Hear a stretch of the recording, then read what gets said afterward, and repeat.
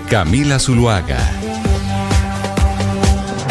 Pues son las 10:33 de la mañana, seguimos en Mañanas Blue y vamos hasta la 1 de la tarde agradeciendo obviamente su sintonía en todo el país, pero también a quienes nos observan, nos ven por nuestro canal oficial de YouTube y también a través de Ditu, no sin antes recordar también a quienes nos sintonicen a través de nuestra página web bluradio.com. Sebastián Nora, oiga, lo he pensado muchísimo desde el día de ayer en la tarde y esta mañana, ¿no? Con las palabras que dio el señor Donald Trump. Una transición, ¿no? Una transición que ellos están diciendo que es la transición de volver a América otra vez fantástica, pero que esa transición tiene dolor. Y ese dolor que los mercados no pensaban que el señor Bassett y el señor Trump tuvieran un umbral del dolor tan alto, porque parece que el umbral del dolor que tienen frente a la crisis que se puede venir por cuenta de los impuestos es enorme, Gonzalo. Y eso es lo que están diciendo todos los analistas de bolsa, es no sabíamos que estos tipos, esa transición, se iban a aguantar que nos diera tan duro y que se pudiera ver una crisis inminente. Mire, hay algo que a mí me llama la atención, que a mí le tiene que ver con los argumentos que está dando el gobierno de Donald Trump para decir, no es que viene, es que es probablemente que pueda llegar. Uno, obviamente traen a colación el gobierno de Joe Biden y las políticas económicas de Joe Biden, cosa que hay que decir es completamente falsa, más allá del déficit que había, sobre todo por el tema del gasto público.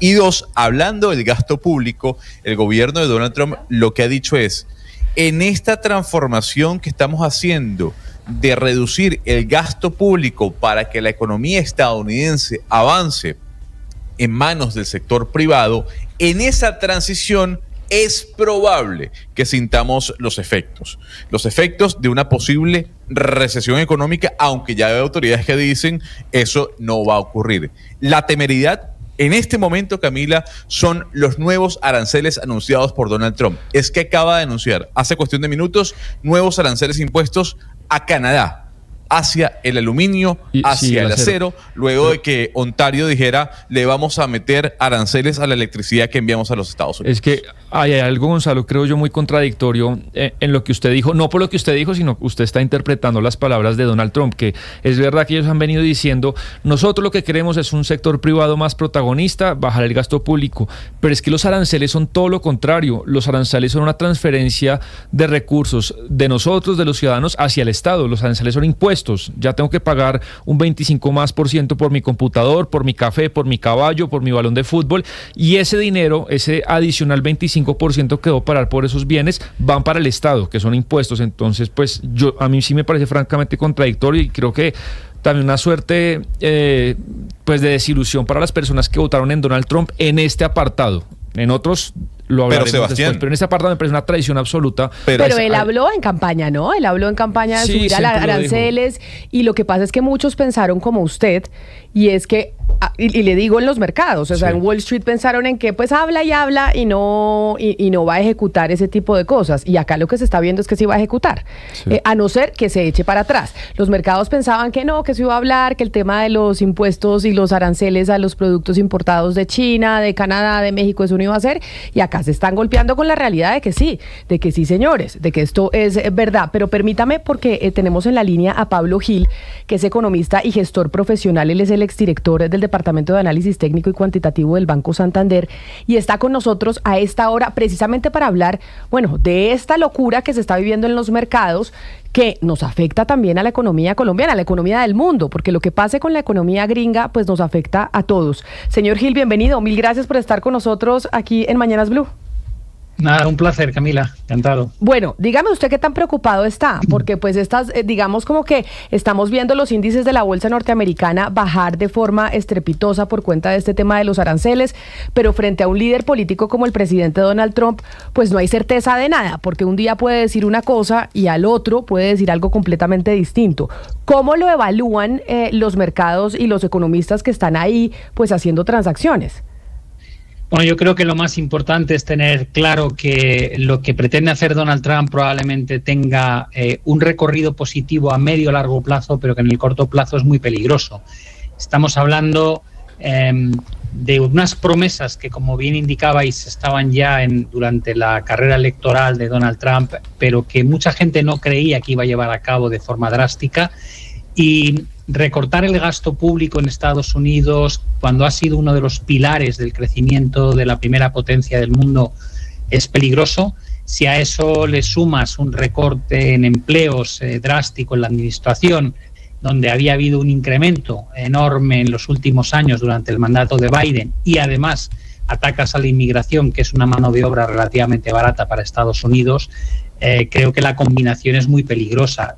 Le metes aranceles y ya tienes la tormenta perfecta. Pero no entiendo, porque usted dice que si bien estas medidas pueden ser positivas a corto o largo plazo, son peligrosas en el corto. ¿Por qué pueden ser positivas esas medidas a futuro? ¿Qué es lo que está diciendo Trump y su gabinete? Dicen, sabemos que la transición es dolorosa, que ahorita nos va a doler, pero a futuro lo vamos a agradecer. ¿Qué puede venir positivo de estas medidas que están tomando de subir aranceles, de sacar a la inmigración y de castigarla de esa forma? Yo creo que lo más positivo es el control del gasto público. Me refiero principalmente a esa medida. Lo que se pretende hacer con DOGE creo que es muy positivo de fondo, pero está muy mal seleccionada la persona que lo tiene que hacer. No puede haber un conflicto de intereses entre el hombre más rico y empresario que es líder de las 7 magníficas en el mundo. Creo que es una elección malísima y muy difícil de justificar, pero el recorte del gasto superfluo, innecesario, el incremento masivo de la administración pública, sí que creo que es algo que tiene que aplicarse no solamente en Estados Unidos, sino en general. Lo vivimos en España. Siempre que hay un problema hay que rearmarse en Europa, y se habla de cómo financiamos más gasto. Nadie se le ha ocurrido preguntar cómo reducimos parte de los gastos para poder tener disponibilidad de presupuestos para comprar más armamento. Nunca hay un esfuerzo por reducir el coste de la administración, sino que siempre se mantiene eso y se incrementa a cada nueva necesidad. Creo que eso es lo positivo de lo que está haciendo Donald Trump. El resto de las cosas que hace, ni por las formas, ni por lo que dice que va a conseguir, yo estoy de acuerdo. Creo que la guerra arancelaria no va a suponer la capacidad de Estados Unidos de no tener que imponer impuestos a sus ciudadanos, como defiende Donald Trump, y va a generar probablemente menor crecimiento económico y más presiones inflacionistas. Y en gran parte fue el lunar que dejó el gobierno de Joe Biden, ¿no? Ese déficit fiscal altísimo por un tema de gasto público, que lo que busca Donald Trump, aquí sin hablar de sus formas, es una reducción. Pero don Pablo, Donald Trump decía, nosotros vamos a hacer que la economía estadounidense se fortalezca, sea muy fuerte, pero no vamos a estar viendo lo que pasa en Wall Street. ¿Usted cree que Donald Trump tiene que estar atento a lo que pasa en la bolsa de Nueva York o no tiene que estar pendiente de lo que pueda pasar en Wall Street? No debería estar demasiado pendiente, pero lo va a estar. Ya lo demostró en su primer mandato cuando de alguna manera utilizaba como termómetro de su buena actuación la revalorización bursátil. Yo estoy convencido de que estará muy pendiente, tanto él como Musk, de lo que está pasando con Tesla y con el S&P 500 o con el Nasdaq 100, y no me extrañaría nada, teniendo en cuenta lo voluble que es su forma de actuar, que si la corrección que estamos iniciando desde hace unas semanas empieza a acelerarse, probablemente incluso cambie la forma en la que se dirige al mundo. Creo que es una persona que disfruta de dejar a sus competidores con una idea clara de lo que va a hacer. Ya hemos visto cómo impone aranceles, los suspende, vuelve a imponerlos, ahora duplica el riesgo contra Canadá. Es muy difícil establecer una vía de inversión a medio plazo por parte de empresas en un entorno de incertidumbre tan alto como el que hay, y la bolsa americana estaba en máximos históricos con unas valoraciones históricas, con lo cual deben dar con muchísimo cuidado, porque si desata la falta de confianza entre los inversores se puede encontrar con un panorama con el que no contaba. Y señor Gil, me interesa también ahora que nos hable de Europa, de la cadena de hechos, de efectos que puede provocar estas decisiones de Trump, no solo en la economía europea, sino en las bolsas. Y también un pequeño apartado que me interesaría que usted lo hable, y es el de pronto enorme gasto público que Europa tiene que acometer ahora, armándose o enfrentando a las amenazas de Putin. Sí, la Unión Europea ha estado dormida básicamente durante 2 décadas. No reaccionamos, tenemos una burocracia brutal, una carga impositiva que es un disparate, y nos hemos acomodado en esta forma de actuar al amparo de lo que nos ofrecía el paraguas de Estados Unidos, por ejemplo, como era la OTAN, ¿no? De repente estamos teniendo que darnos cuenta que la realidad en la que vivíamos ya no va a seguir siendo así. Trump parece que se está saliendo de muchas de las organizaciones internacionales. Ahora le toca el turno a la viabilidad de que siga financiando en un 70% a la OTAN, y si desaparece Estados Unidos de esa organización, descubrimos que Europa no tiene realmente capacidad militar para defenderse, máxime cuando los ataques provienen de Rusia, que está pues haciendo frontera con muchos países de la Unión Europea. Tenemos que sacar adelante ahora un gasto brutal, hablamos de 800.000 millones, y es muy difícil poner de acuerdo a 27 países cuyas ideologías políticas y presidentes pues opinan de forma muy distinta, pero ¿no? Lo vemos en España. Sí, no, pero me interesaba saber, en su opinión, el mundo que está proponiendo Trump en este momento, ¿usted cree que es una oportunidad para Europa, es positivo, o cree que es muy, muy negativo? Yo creo que es una forma de tener que despertar del letargo en el que estábamos. Creo que si lo utilizamos correctamente es un bofetón, que ya nadie en Europa parece que esté en contra de tener que movernos, que tener que empezar a hacer cosas por nuestra propia cuenta, con lo cual yo quiero ver esa parte positiva. Pero también te digo, después de ver cómo hemos reaccionado durante las últimas 2 décadas, me cuesta mucho pensar que vayamos a tener la agilidad para implementar lo que tenemos que hacer en poco tiempo, y eso es lo que me preocupa. Señor Gil, Ursula von der Leyen, como usted dijo, anunció este incremento en 800.000 millones de euros de gasto en defensa. E incluso el día de hoy habló de un aumento no del 2% del Producto Interno Bruto, 2.7%, sino incluso un 3% en defensa. ¿Esa plata de dónde va a salir? Hablan de unas reformas fiscales en cada uno de los países de la Unión, pero le pregunto a usted, ¿de dónde Europa va a sacar 800.000 millones de euros? Va a ser un disparate porque va a ser deuda. Evidentemente los políticos venden el concepto de la deuda de distintas formas, que no computen el déficit, que no computen la deuda sobre el PIB, pero no deja de estar ahí. Esa cifra está ahí aunque tú no la quieras hacer computar.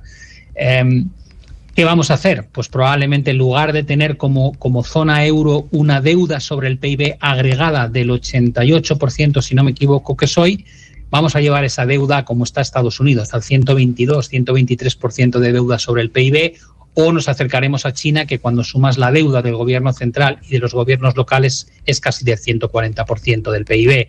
Es decir, nos vamos a inventar, vamos a sacar dinero que no existe de la nada y lo vamos probablemente a... que es lo que ha venido haciendo Estados Unidos todo este tiempo, ¿no? Porque yo digo como que se habla mucho del déficit de Europa, que Europa de dónde va a sacar la plata, pues del mismo sitio de donde lo ha sacado Estados Unidos. Lo que pasa es que la gente confía en el dólar, pero Estados Unidos también se ha inventado plata para poder financiar toda la guerra en Ucrania y todo el déficit que tienen. Efectivamente, Camila, y la gran pregunta es si estábamos ante el éxito económico de Estados Unidos, realmente dónde estriba. Y yo te digo, desde la pandemia en 2020, en un gasto público desmesurado, pese a que las tasas de crecimiento eran elevadas. Lo que ha hecho el gobierno de Biden es mantener un gasto y un déficit público como si estuviesen en crisis cuando no estaban en crisis. ¿Ese es un éxito de modelo económico? Yo creo que no. Yo creo que simplemente ha sido una apuesta por ir dopado durante 4 años cuando no hacía falta, y ahora, si nos quitan el dopaje, que es lo que pretende hacer Donald Trump, que es reducir ese gasto público, probablemente el efecto que va a provocar va a ser muy dañino. Ahora también te digo, si Europa está dispuesta y lo hace en gastar 800.000 millones, vas a ver ese milagro económico ocurrir en Europa. Simple y llanamente porque en el PIB, entre otras partidas, está el gasto público. Por lo tanto, es que te va a entrar como un estímulo directo al crecimiento económico. Pues don Pablo Gil, economista y gestor profesional, mil gracias por estar con nosotros hablando de que sin duda alguna es el tema del día, pues la mala hora de las bolsas en los Estados Unidos y la reacción de los mercados por cuenta de las políticas económicas del presidente Donald Trump. Mil gracias por haber estado aquí con nosotros. Muchas gracias a vosotros por llamar. Hablando de Europa, precisamente, Gonzalo, Ursula von der Leyen envió un mensaje supremamente fuerte sobre el tema de Europa frente a Rusia y frente a los Estados Unidos. Es que aquí estamos frente a un nuevo panorama internacional que estamos intentando entender nosotros aquí desde Colombia, desde América Latina, y el mensaje que envió fue muy duro, diciendo, mire, Rusia no es un socio y Estados Unidos no es un garante de la seguridad continental de nuestra región. Aquí tenemos que despertar, como estaba diciendo el señor Gil, y la cosa está cambiando fuertemente y los europeos van a actuar de forma muy distinta.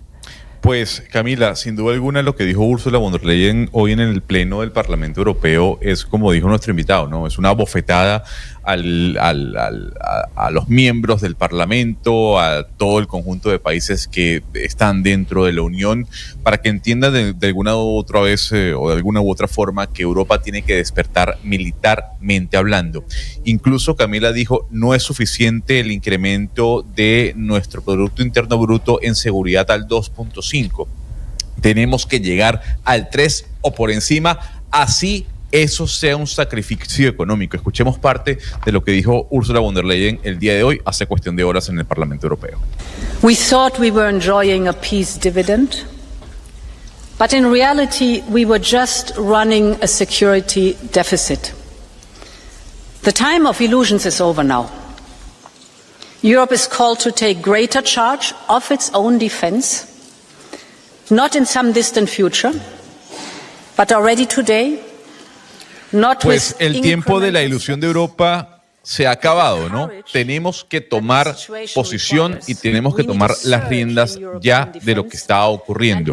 Como usted bien decía, no podemos depender más de los Estados Unidos, porque, Camila, lo que se dice el día de hoy es que Europa no entendió en su momento que para Donald Trump la guerra estaba perdida frente a Rusia, que Ucrania no iba a ganar esa guerra y que Europa en su momento no entendió el mensaje que Donald Trump enviaba, valga la redundancia, durante la campaña electoral. Porque sí, hay que decirlo, gran parte de la Unión Europea estaba cruzando los dedos para que Kamala Harris fuese la presidenta de ese país. Pero sabe que no solo eso de cruzando los dedos, yo creo que acá hay ópticas distintas, y es la razón por la cual Europa no había invertido en su gasto militar, Gonzalo, que usted lo ha reclamado constantemente, y es uno de los reclamos también que ha hecho el presidente Trump, es que porque ahora los europeos sí se van a poner a gastar plata, y ahora porque sí y antes no. También porque esa había sido una estrategia norteamericana desde hace mucho tiempo, incluso desde la Segunda Guerra Mundial. ¿Por qué?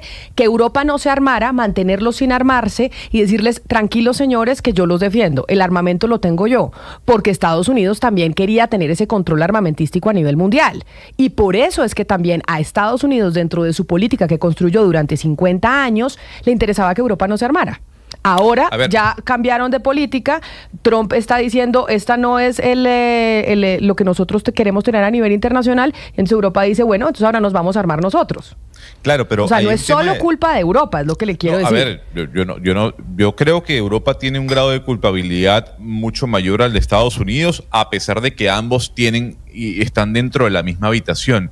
Lo que yo no termino de entender es cómo Europa al menos no pensó, no visualizó que este escenario podía llegar, podía pasar que Donald Trump fuese presidente de los Estados Unidos. Y lo que no se entiende, Camila, es como si bien Europa y su carrera armamentista no era de tal magnitud o tan grande como la de Estados Unidos, el desarrollo de armas queda al final en manos de los Estados Unidos. Europa en este momento no tiene la capacidad de armarse por más que lo quieran. Pero tiene capacidad nuclear con Francia. Y Trump sabe eso, y por eso está hablando con China y está hablando con Rusia también, porque sabe que aquí una escalada nuclear puede ser difícil. Le voy a decir lo siguiente: Francia puede tener 230 ojivas nucleares. 230. Rusia está cerca de las 5.000. O sea, es que mientras Europa se está rearmando, Rusia puede invadir el continente europeo de aquí a 10 años. Pero lo que se dice es que no se confía tanto en los datos rusos. En esa guerra armamentística no sabemos exactamente si se puede confiar en eso que dice Rusia tener. Pues pongamos la duda sobre la mesa. Porque en esta guerra con Ucrania se pensaba que Rusia iba a derrotar a Ucrania en 3 minutos. Y no fue así. Estoy completamente de acuerdo con usted. Estoy completamente de acuerdo. Y es Ucrania simplemente con armas que le ha otorgado Estados Unidos durante estos 3 años, ahí sosteniéndose en el frente de batalla. Es que, Gonzalo, el letargo del que hablaba, por ejemplo, Pablo Gil, no solamente del tema militar, es decir, él se refiere a muchos frentes. Y hablando del tema de armarse, pues se cruza el tema económico. Bueno, vamos a sacar más plata de cómo armar. Bueno, ¿de dónde? Lo que decía Pablo Gil, pues de deuda. Y entonces, ¿qué ha pasado esta semana? Pues que las tasas de la deuda de todos los países de Europa se aumentaron porque se viene un más gasto militar de un continente hiperendeudado que tiene un montón de problemas. Yo creo que el letargo no es solamente del tema militar, es mucho más integral de muchos más temas, del tema energético, por ejemplo, de cómo un continente que ha sido punta y referencia en muchas cosas para la humanidad en este siglo, Camila, pues sí se dejó dormir en muchos aspectos, y creo que el análisis pasa más que por el tema militar.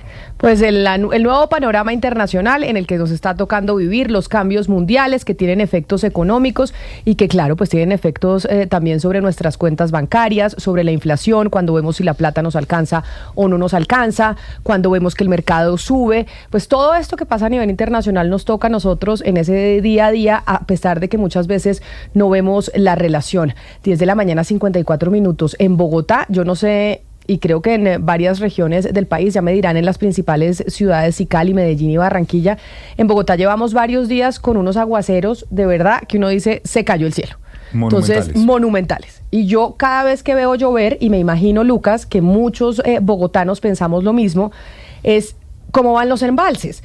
Porque llueve y llueve y llueve, seguimos con racionamiento. ¿Qué va a pasar con el racionamiento? Estas lluvias están ayudando a que se llenen los embalses, porque yo cada vez que llueve me pongo feliz y digo, es que necesitamos el agua, está muy bien que llueva.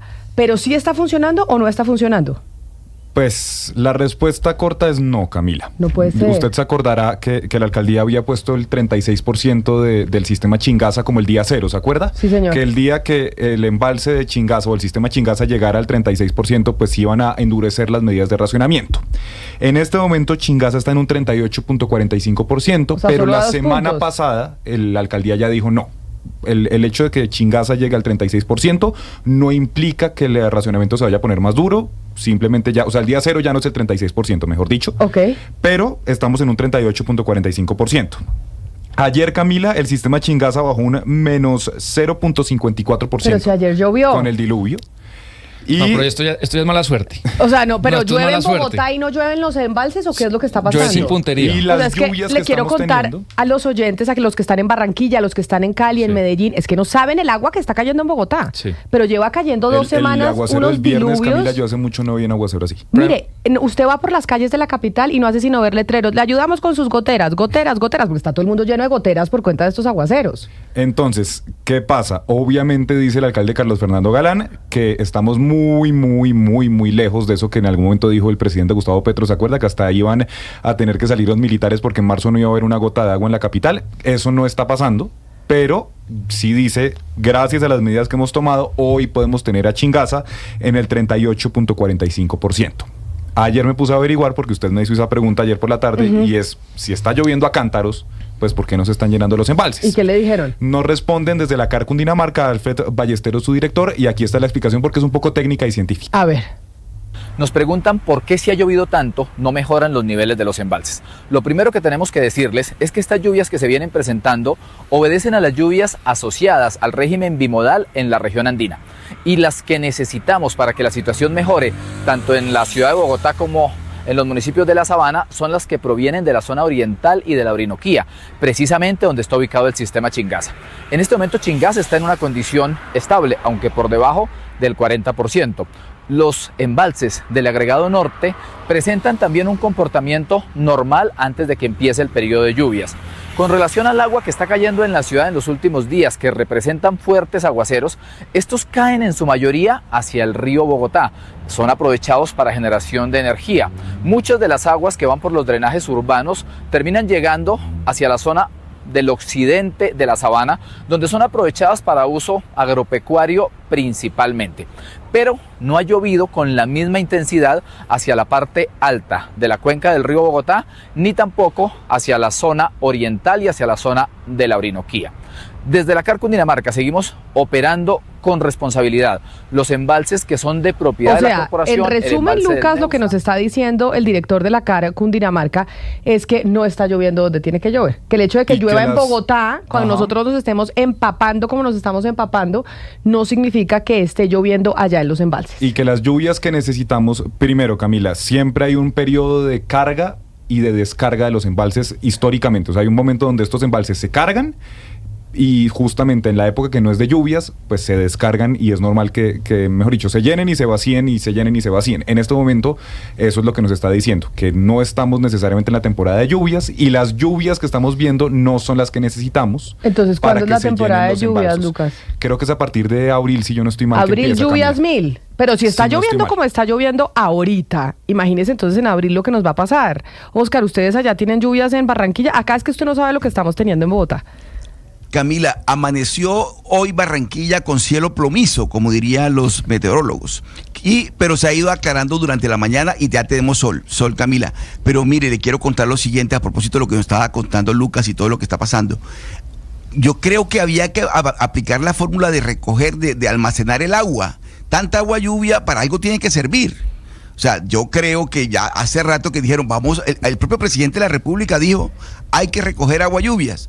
Y veo que sigue lloviendo y nada que... Es que se acuerda que según entiendo no es tan fácil recoger el agua. Eso yo también pensaba que uno debería recoger el agua lluvias, pero sí, que no es tan fácil por el tema de las enfermedades, si hay un tema sanitario, o sea, que como que tiene que tener un control esa recolección de las aguas. Un edificio, por ejemplo, ¿cómo hace para hacer eso? Pues pone unos tanques arriba, ¿o qué? Sí. Yo tengo unos amigos que en su terraza pusieron unos tanques de recolección de aguas lluvias y esas aguas, pues no necesariamente son para el consumo humano, las usan para las maticas, las usan para los baños, o sea, también podemos irnos a lo arcaico y recoger con platones nosotros el agua cuando llueve. Se está desperdiciando el agua. Yo diría que están desperdiciando el agua allá en Bogotá porque aprovechen esa agua lluvia mientras Camila, que llueven los embalses, porque lo otro es que lluevan los embalses, pero no está lloviendo en los embalses y ahí sí que podemos hacer.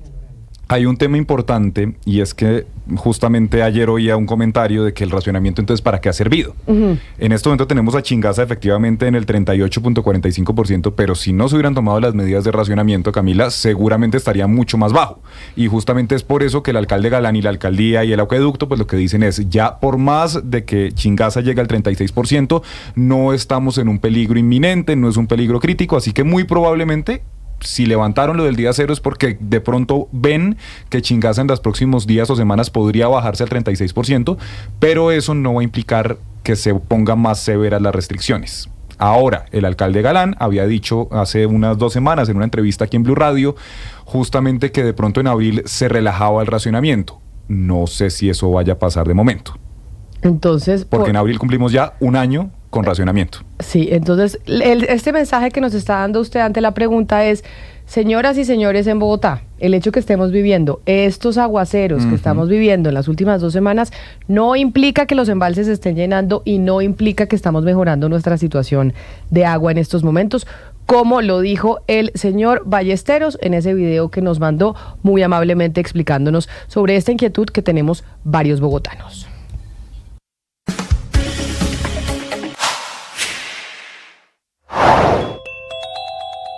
¿Cuál podría ser la solución a la actual crisis del sector arrocero?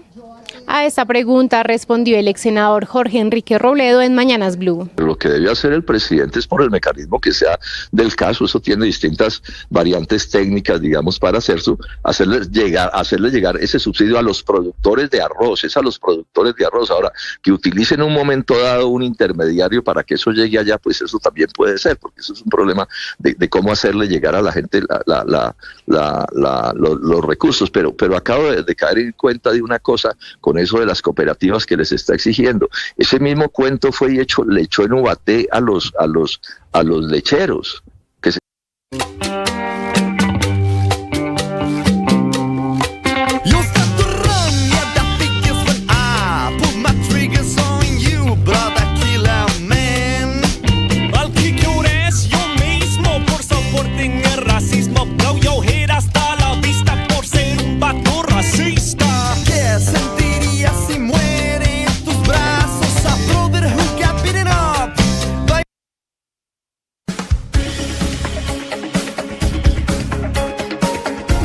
Y ahí estamos oyendo a Molotov con Voto Latino, que tenemos noticia de Molotov, pero ya vamos a hablar de esa banda que oímos también desde súper chiquitos. Pero Voto Latino, pues es una canción que se puede usar en época electoral, y como estamos en año preelectoral, muchas de las discusiones que estamos viendo a nivel nacional, pues tienen su trasfondo político. Y ahí es donde yo le pregunto, Lucas, porque acá varios oyentes que están con nosotros conectados a través de nuestro canal de YouTube de Blue Radio en vivo, en el chat nos están hablando a propósito de lo de los embalses, que sí nos damos cuenta por qué razones que es importante frenar la construcción en la sabana de Bogotá, porque esta medida que tomó el Ministerio del Medio Ambiente es fundamental para frenar esta depredación que estamos viendo, etcétera, etcétera. Y veo... Y de hecho, desde ayer en una rueda de prensa, la nueva ministra de Medio Ambiente, Lena Estrada, pues le dijo al alcalde Carlos Fernando Galán que lo invitaba a dialogar, que lo invitaba a hablar precisamente sobre esa resolución. Y yo quedé perdida sinceramente con el titular. ¿Por qué razón? Pues porque lo que entiendo es que se habían sentado ayer, hablamos precisamente con la secretaria de Planeación de Bogotá sobre una reunión de ese decreto de resolución, esa resolución de decreto, y le preguntamos a la secretaria si había ido la nueva ministra, y la nueva ministra no fue. No estaba. Entonces estoy perdida con el tema de que lo invito a dialogar, porque es como si la ministra le estuviera diciendo, es que usted no ha dialogado conmigo, o qué es lo que está pasando pues ahí. Eso es un poquito, Camila, lo que viene diciendo hasta su antecesora, Susana Muhammad, que hasta la semana pasada fue ministra de Ambiente, que cuando crece esta polémica, el último día en el que ella es ministra pone un trino donde dice que van a abrir una gran consulta pública justamente sobre este borrador de resolución del que usted está hablando. El alcalde Galán responde y dice: señora, esto no es una gran consulta pública, ministra, sino que esto es una cosa que por ley se tiene que hacer, y es que cualquier borrador de resolución tiene que subirse a una página donde la gente ponga comentarios. Y ahí arrancó esta pelea donde se metió el presidente Gustavo Petro. Y dice el alcalde Galán que incluso tuvieron que poner una tutela, no sé si usted se acuerda, para poder entender un poquito más y tener más información de lo que estaba planteando el Ministerio de Ambiente. La ministra Susana Muhammad dice que sí se han hecho mesas, si no estoy mal y no me falla la memoria, Camila, cerca de 7 mesas se han hecho. Desde la alcaldía dicen que ellos no han estado muy al tanto y no han estado participando mucho en eso. Ayer justamente usted nos dice, hablamos con la secretaria de Planeación, Úrsula Blanque. Es que si quiere, oigamos y recordemos una parte de lo que ella nos dijo, porque yo estoy perdida. Aquí alguien, o pero sea, ¿sabe yo qué es o lo que hay un creo? discurso público distinto, o de verdad no se están hablando, pero pues la alcaldía dice que sí se hablan, que han tenido toda la disposición. No, pero ¿sabe yo qué creo? Porque ayer hubo una no. mesa. O sea, ayer justamente pues hablamos con la secretaria justo después de salir de esa reunión. Lo que yo creo, a lo que se refiere la nueva ministra Lena Estrada, es a que se sienten directamente la ministra y el alcalde. Es lo que yo entendería. O sea, le está diciendo: alcalde, venga aquí al ministerio y nos sentamos usted y yo a hablar. Es lo que yo entiendo en el titular. Oigamos lo que nos dijo ayer, una parte de cortito de lo que nos dijo ayer la secretaria, justo después de salir de esa reunión con gobierno. Entonces dijo: no, la ministra no estuvo presente el delegado... El director de ordenamiento, si no estoy mal, no me falla. Exacto, y pues no tenemos todavía respuestas. Hay muchas respuestas que nos tiene que dar el Ministerio del Medio Ambiente que no nos dio en esa reunión. A ver, recordemos lo que nos dijo la secretaria Blanque ayer. A ver si me ayuda. ¿Qué esperamos? Que nos oiga con base en esta reunión que tuvimos, que se den las reuniones que se deban dar. Nos gustaría también conocer qué está pensando la ministra de Ambiente, que es la persona que en este momento va a firmar esta resolución, o quien depende de esta resolución, y poder entender cómo va a ser, qué van a hacer estos espacios. Van a ser espacios con incidencia, van a ser espacios de co-creación, de coordinación, como así lo estamos pidiendo, y para que eso pase necesitamos que se descuelgue lo que está en este momento en instancia de observaciones y nos devolvamos en el proceso a la formulación. ¿Pero se va a descolgar o no se va a descolgar? O sea, ustedes salieron de esa reunión ¿con qué sensación? ¿Con que el ministerio sí va a descolgar esa resolución o va a seguir adelante así desde Bogotá digan misa? Camila, no tengo la respuesta. La solicitud fue clara. Como le digo, estaba el director de ordenamiento territorial. Creo que esta es una decisión que debe pasar por la ministra, pero esperamos que sean conscientes de las implicaciones que tiene sacar esto sin la debida coordinación con el distrito, porque aquí no es solamente un tema de competencias, es un tema de afectación a la población. Entonces, ahí recordando esa entrevista de ayer, Lucas, entonces quedó perdida sí, con lo dicho por la ministra y con lo que escuchamos ayer de la secretaria. Lo que yo le digo es que lo que dio a entender la ministra en la rueda de prensa, acuérdese que yo le preguntaba, bueno, finalmente van a ampliar el plazo a más días, quedó hasta el 28 de abril, y nos respondía la secretaria, no, es que a nosotros no nos sirve que se amplíe el plazo, porque justamente cuando ya se están recibiendo comentarios, esa es la etapa final antes de que una resolución entre en vigor, y de hecho, se puede tener o no en cuenta los comentarios. Nosotros necesitamos es que esa resolución no vaya, se tumbe y concertar algo.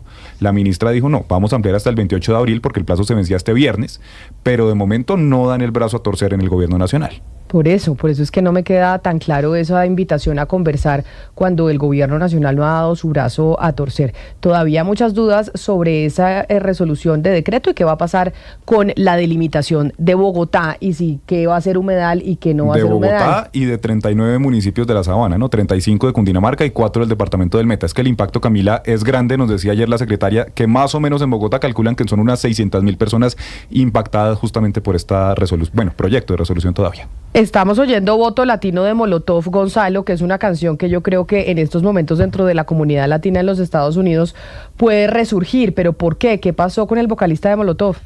Pues Tito Fuentes, Camila, el vocalista de Molotov, publicó un post en Instagram diciendo lo siguiente: buenas a todos los fanáticos, estoy en un proceso de rehabilitación tanto físico como mental que me ha orillado a ausentarme de los escenarios en los últimos conciertos de Molotov, poniendo mi salud como prioridad, he decidido no regresar a tocar hasta estar al 100%. Es parte de lo que hemos visto a lo largo de los últimos años, ¿no? De cómo los músicos, tanto en los Estados Unidos, dentro del mundo anglo, así como dentro del mundo latino, empiezan a preocuparse por su salud mental. En sustitución de Tito Fuentes quedará el señor Jay de la Cueva, que es reconocido ya por ser uno de los miembros fundadores de Molotov, sobre todo, Camila, porque se viene el Festival Vive Latino, que es uno de los más importantes de la región. Así que el vocalista de Molotov le dice, por ahora, chao a la banda mientras se recupera de su salud mental. Pero me dicen aquí que Jay de la Cueva era vocalista de Moderato y que va a ser el nuevo vocalista de Molotov. Sí, pero también fue parte de Molotov en su momento. Ah, ¿y con Moderato qué pasó, Gonzalo? ¿Se acuerda que no tengo ni idea. Yo no, o sea, ese grupo nunca fue de mi Ay, a mí me encantaba. Cariño. Busquemos una canción de Moderato para ahorita recordársela a nuestros oyentes y les recordamos las imágenes, porque además Moderato era una banda que era un poco sarcástica, o sea, se burlaba de los grupos de rock y de las bandas de rock y de las excentricidades que tenían.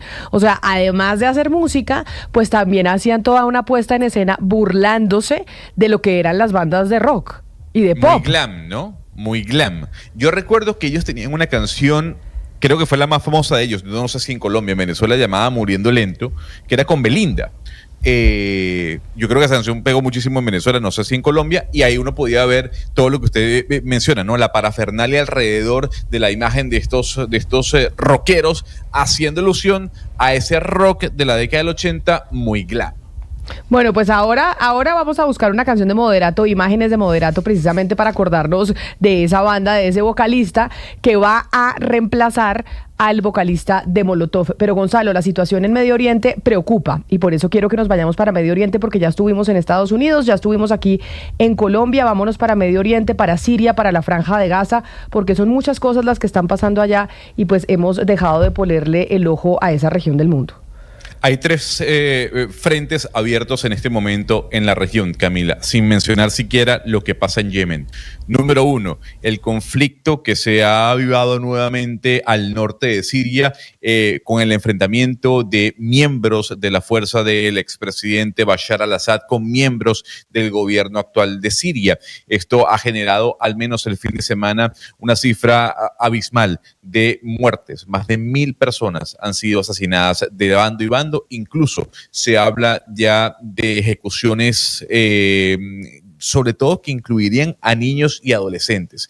Por otro lado, tenemos la situación en Gaza. Israel ha anunciado desde el día de ayer el corte total de la energía eléctrica, de la poca que quedaba a la Franja de Gaza, hasta que Hamás no libere a los secuestrados que todavía tienen cautiverio. Y por otro lado, Camila, el otro frente abierto tiene que ver con Ucrania, con Estados Unidos, con la reunión que se está llevando a cabo en Riad, capital de Arabia Saudita. Pero enfoquémonos en el tema de Siria.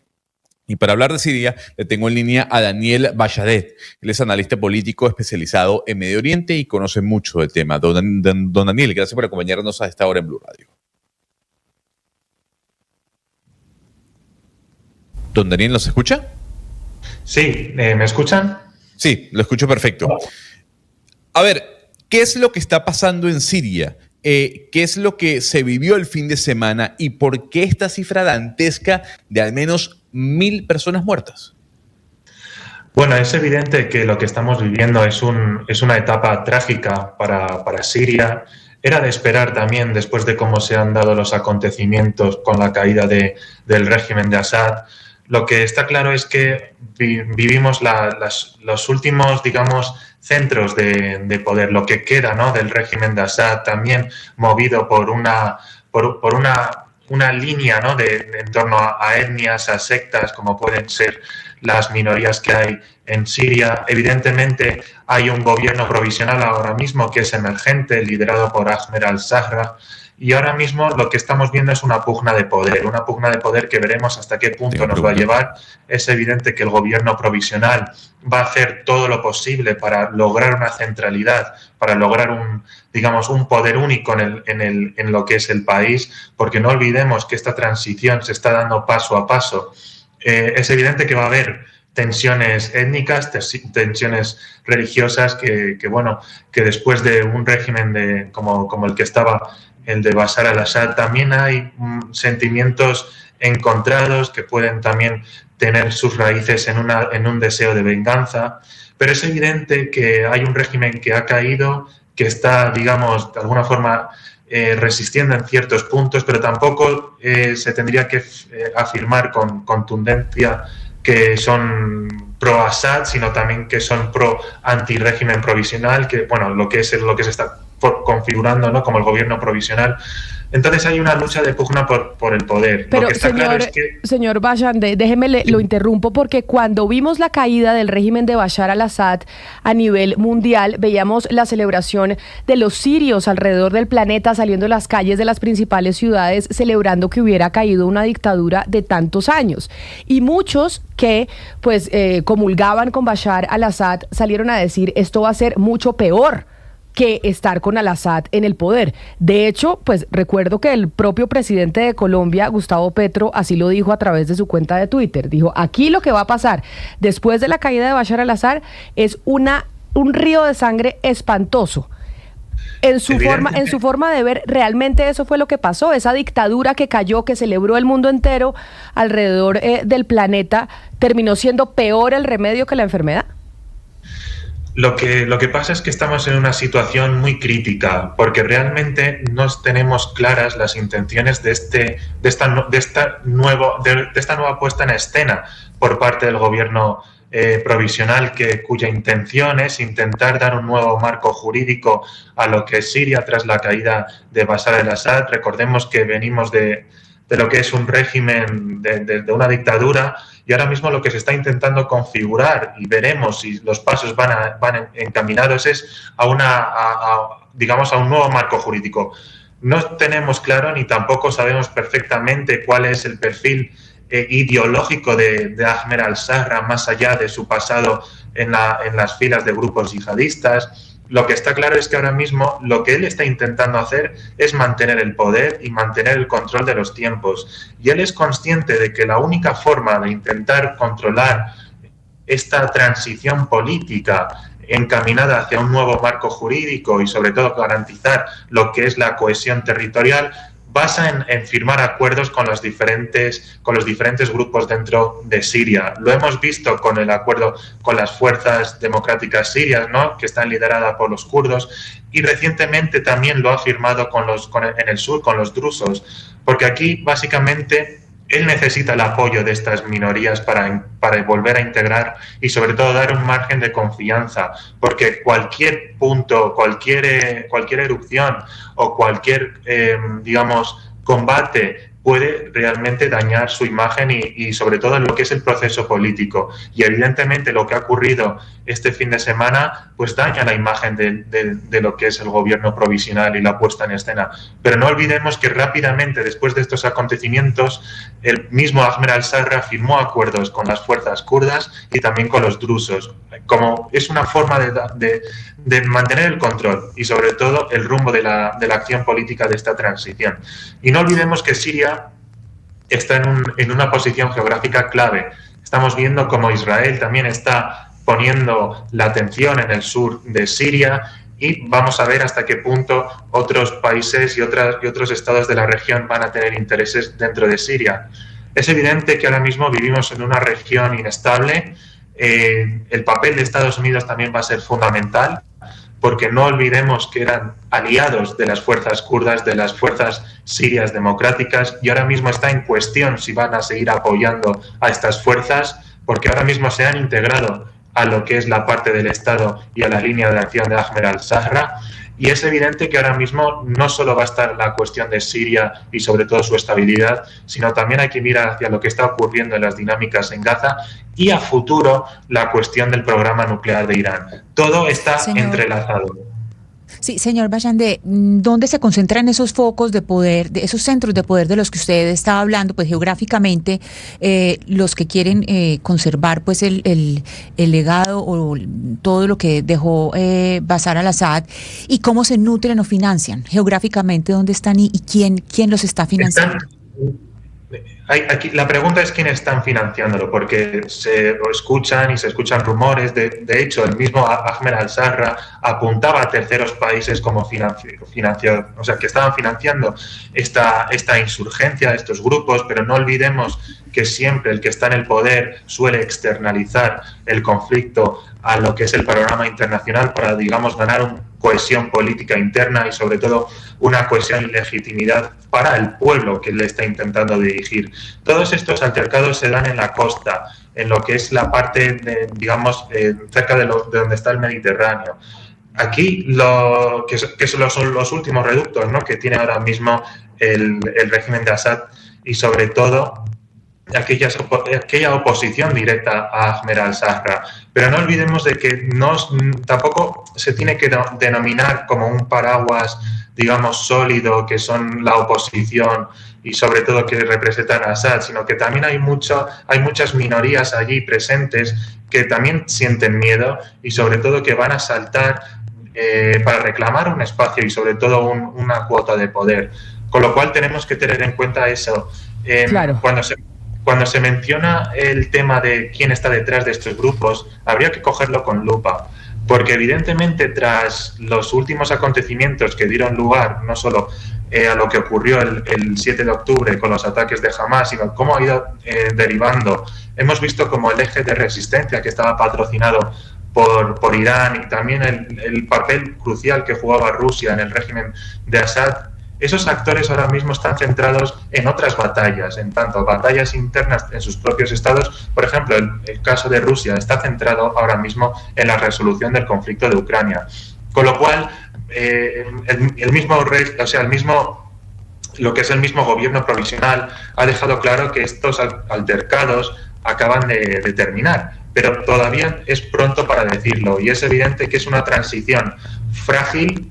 Es una transición que tiene que llevar el mismo pueblo sirio y algo fundamental, que es lo que está intentando hacer Ahmed al-Sarra, porque es un líder, ahora mismo, que está intentando llevar a cabo una estrategia pragmática de intentar, adquirir un apoyo internacional, no solo por parte de los estados árabes, sino también por la Unión Europea. Y no olvidemos una cuestión fundamental que creo que se pasa desapercibido, y es que todavía hay sanciones impuestas a Siria y sobre todo el mismo Ahmed al-Sarra, que cambió su nombre, que en realidad su primer nombre era al-Golani, sigue estando en las listas como un actor, terrorista en las listas de Estados Unidos. Con lo cual tenemos que siempre mirarlo con lupa todos los acontecimientos y no olvidemos la variable internacional que va a tener mucho que decir en Siria. Pues, don Daniel Bachelet, era importante entender un poco lo que estaba ocurriendo en Siria luego de esa imagen que vimos el fin de semana, esa fotografía que nos mostraba un enfrentamiento sobre todo al norte de Siria. Analista político especializado en Medio Oriente, muchísimas gracias por habernos acompañado en Blue Radio. Un placer, muchísimas gracias. Y las imágenes que estábamos viendo en pantalla y que estamos observando, Gonzalo, tenían que ver con el momento en que se celebraba la caída de Bashar al-Assad. Es que acuérdese que esto fue hace algunos meses y muchos incluso de sus compatriotas venezolanos decían, Gonzalo, si cayó al-Assad, cae también Maduro. ¿Se acuerda? Decían, si se logró tumbar el régimen de Bashar al-Assad en Siria, se logra tumbar cualquier régimen dictatorial a nivel mundial. Y lo que estamos viendo es que aquellos que vaticinaban que pues eso era débil, que podría venirse un baño de sangre, pues no estaban tan equivocados, que entre esos, pues el presidente Gustavo Petro lo dijo en su cuenta de Twitter varias veces. Pero le voy a decir algo, Camila, más allá de que el régimen de Bashar al-Assad aguantó lo que fue la primavera árabe, porque desde la primavera árabe es que comienza la guerra civil en Siria. Yo no sé si el señor Erdogan vaya a permitir que pase lo que pasó el fin de semana en Siria, o al menos se extienda, porque recordemos que parte de este cambio de gobierno que se está viviendo ahora en Siria, o ahora me refiero hace cuestión de meses, también está avalado por Turquía, que sigue muy de cerca lo que está pasando en Medio Oriente, siendo, digamos, de esos factores, de esas hegemonías, de esos gobiernos que hoy en día quieren dividirse el mundo entero, como se ha planteado en su momento, frente a lo que quiere hacer, por ejemplo, Donald Trump, Xi Jinping y el señor Vladimir Putin. Pero fíjese cómo nuestro analista, nuestro invitado, el que usted nos trajo, nos dijo, ahora esos señores están preocupados de otras cosas, como por ejemplo el señor Vladimir Putin. El señor Putin está preocupado por el tema con Ucrania, cómo logra ese cese al fuego, cómo logra anexar esos territorios que ya invadió, y así otros líderes mundiales, por ejemplo Trump con el tema de México, el tema de Canadá, los aranceles, la bolsa. Entonces, en medio de esas preocupaciones que tienen esos líderes que estaban ahí, pues mirando lo que estaba pasando en Siria, pues ahora están un poco solitarios, y está la gente allá, los sirios, mirando cómo solucionan su situación después de la caída de al-Assad. Ahí quien veo más tranquilo es Erdogan, que sabe muy bien mover sus cartas, sobre todo en ese país que, recuerde, Camila, antes del régimen de Bashar al-Assad estaba dividido en 5 partes, o sea, en fragmentos territoriales que eran ocupados por el propio régimen, sus fuerzas, la HTS, la Yihad Islámica, en este caso a través de ISIS. De alguna u otra manera es un conflicto interno muy difícil de comprender en pocas palabras, pero que tiene un actor fundamental, y es el señor Erdogan, viendo a lo lejos. Ahí cómo se mueve entonces la situación geopolítica en Medio Oriente, 12 del día, 24 minutos. Mucho ojo, nos vamos para el Congreso de la República con Andrés Carmona, porque por quinta vez queda suspendida la investigación que adelanta la Comisión de Acusaciones de la Cámara de Representantes contra la campaña de Gustavo Petro, presidente. ¿Esto por qué razón, Andrés? Camila, muy buenos días. Pues mire, según el concepto de los 3 integrantes del llamado triunvirato de investigadores de la Comisión de Acusaciones, hablamos de Alirio Uribe, Gloria Arizabaleta y Wilmer Carrillo, el motivo de esta suspensión es una nueva recusación hecha por sectores de oposición en contra de la cabeza de este triunvirato, el representante Alirio Uribe. Esto ha llevado, según ellos, a suspender los términos del proceso, que según también han afirmado es la investigación que más ha avanzado en una comisión en la que todavía incluso se están llevando investigaciones de los años 80 y 90. Escuche usted el argumento que expresó la representante Gloria Arizabaleta, que frente a estos problemas, aún así, la investigación sigue. Que aún con las suspensiones que han pesado sobre la investigación, el compromiso de la Comisión Legal de Investigación y Acusación y del triunvirato es continuar trabajando para entregar al país una decisión de fondo, donde se relacione y se examine cada uno de los medios de prueba a efecto de radicar una decisión antes del cierre de este semestre legislativo. Camila, lo que están señalando los integrantes del triunvirato es que no solo han sido ciudadanos inconformes quienes han presentado estas recusaciones, sino también congresistas de la oposición del Centro Democrático. Hablan de Cristian Uzcategui, de José Jaime Uzcategui, de Cristian Garcés, quienes son los que más han insistido en presentar estas recusaciones o en presionar a la Comisión de Acusaciones, por lo que ellos dicen esto ha generado un retraso de casi un año en la investigación, pero que están a la expectativa de poder tomar una decisión antes de finalizar el semestre. Cierro con este punto, Camila, y es que le preguntamos a los investigadores por qué no habían hecho público el expediente como lo pidió el presidente Gustavo Petro desde el pasado mes de octubre, en el momento en que se dio la investigación del Consejo Nacional Electoral, y según ellos es que, según la ley 600, la etapa preliminar es una etapa bajo reserva, por lo cual no pueden hacer público el expediente. Tengo preguntas, pero primero dígame exactamente usted en qué pasillo está. Estamos viendo a Andrés Carmona desde los pasillos del Congreso. Ese es el edificio nuevo, ¿cierto, Carmona? Sí, Camila, este es el edificio nuevo.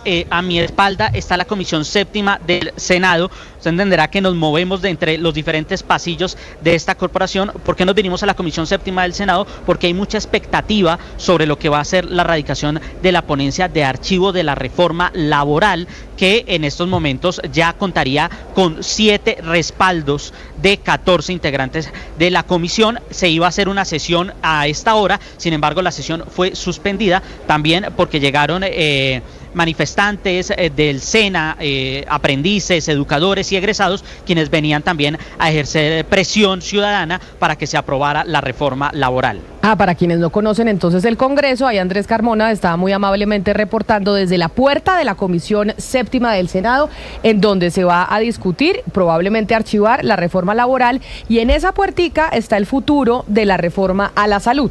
Precisamente en esa misma puertica si más adelante pues, se va a discutir la reforma a la salud. Esa misma puertica, Camila, en la que se hundió hace un año la reforma a la salud. Pero, Carmona, si me dejan agregar, en esa puertica se juega la suerte del gobierno, me parece.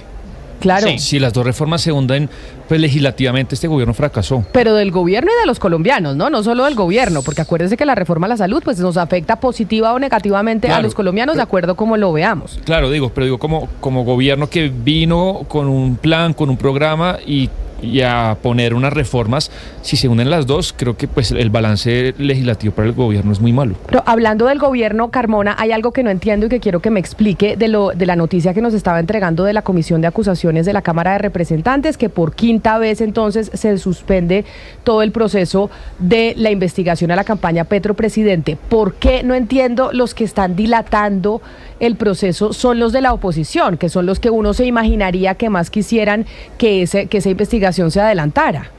Ese es el argumento que presenta el triunvirato, que la serie de recusaciones en contra de Alirio Uribe y los otros 2 investigadores, Gloria Zabaleta y Wilmer Carrillo, retrasan los términos porque eso tiene que pasar a la Comisión de Ética del Congreso y algunas recusaciones han tenido que pasar a estrados judiciales. Entonces, todo eso suspende los términos del proceso. Aquí habría un choque, por así decirlo, de versiones entre gobierno y oposición. Los 3 investigadores son cercanos al gobierno, 2 del Pacto Histórico, 1 del partido de la U.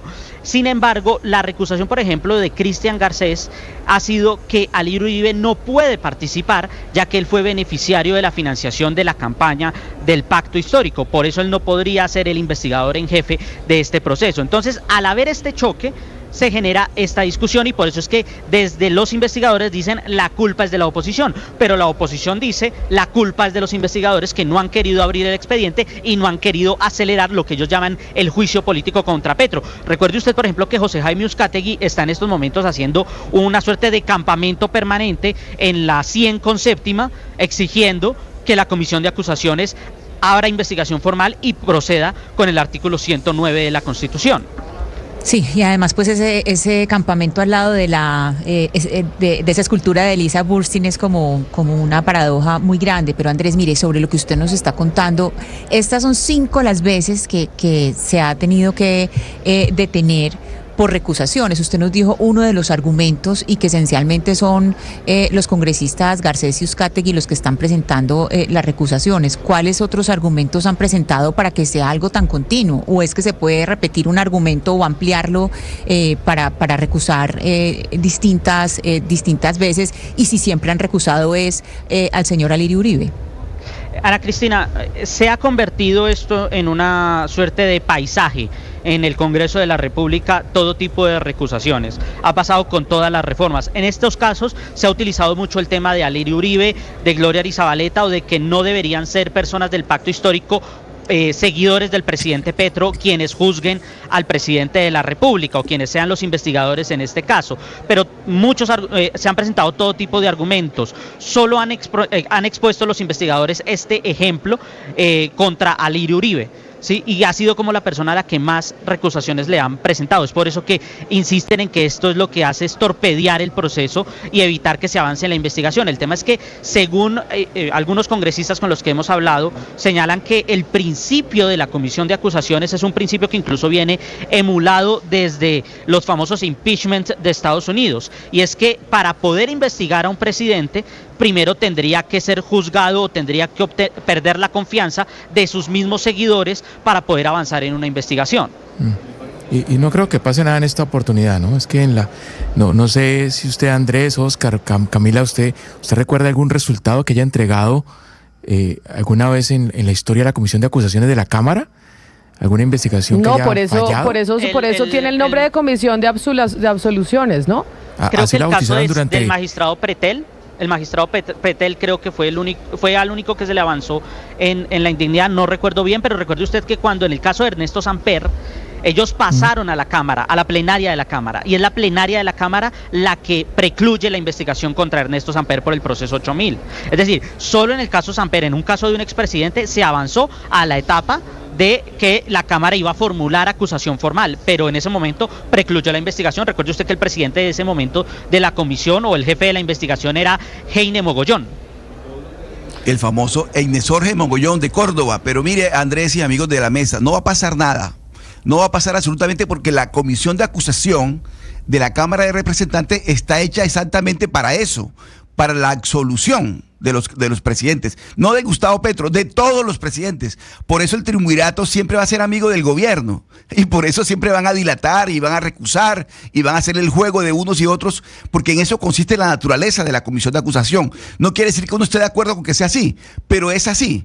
Es decir, en este caso, por supuesto, además porque recuerden ustedes que el Consejo Nacional Electoral también está facultado para investigar, que esa es la otra pugna que hay entre los dos, la comisión de acusación y el Consejo Nacional Electoral. Pero en el caso de la comisión de acusación, estoy absolutamente seguro, Andrés y amigos de la mesa, no va a pasar absolutamente nada. Nada, porque está hecho para eso, para absolver a los presidentes. Camila, el presidente Gustavo Petro, pero también a todos los anteriores y también a los que siguen, porque esa es la naturaleza y para eso fue creada esta comisión de acusación. Pues ahí usted dice, en esa comisión de acusaciones no va a pasar nada, pero donde sí va a pasar en unos minutos, creo yo, o el día de hoy, Andrés Carmona, es en esa puertita de la comisión séptima en donde usted está y que estamos viendo a través de nuestro canal de YouTube, precisamente porque ahí se va a definir el futuro de la reforma laboral. Así que yo sé que usted va a estar ahí en esa puerta y cuando pase algo, pues nos volvemos a conectar, porque usted creo que no se va a mover de ahí. ¿Les dan tinto o alguna cosita? ¿Hay una máquina para comprar algún queso o algo o nada? Hay una maquinita de mecato, chucherías, por acá pasan las señoras con el carrito.